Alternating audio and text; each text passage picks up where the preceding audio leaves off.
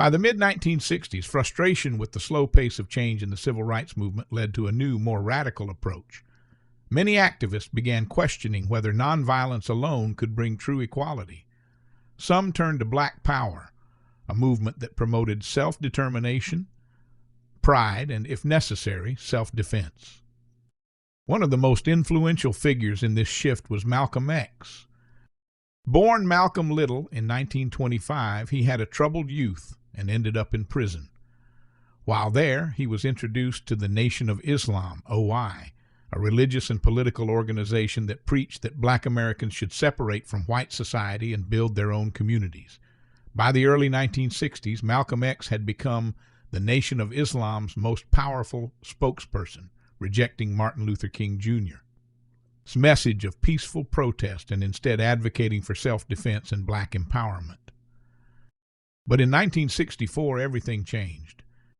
Malcolm left the Nation of Islam after becoming disillusioned with its leadership. He traveled to Mecca, where he saw Muslims of all races worshiping together. This experience shifted his perspective.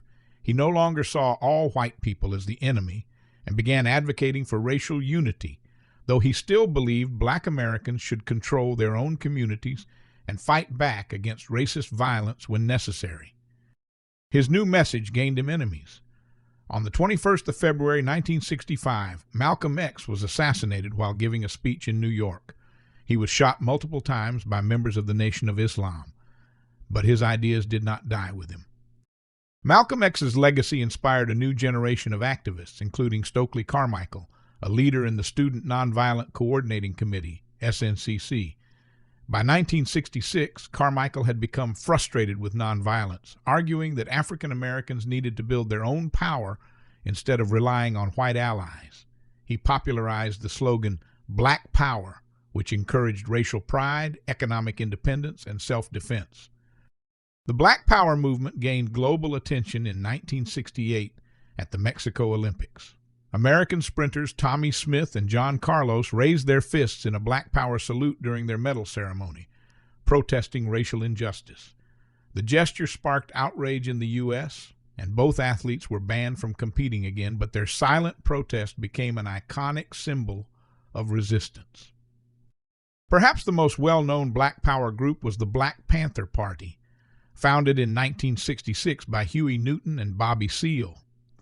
Unlike earlier civil rights groups, the Panthers openly carried weapons to protect Black communities from police brutality. But they were more than just a militant group. They launched community programs, including free breakfast for children and health clinics to support Black neighborhoods. The Black Panthers were seen as a major threat by the U.S. government.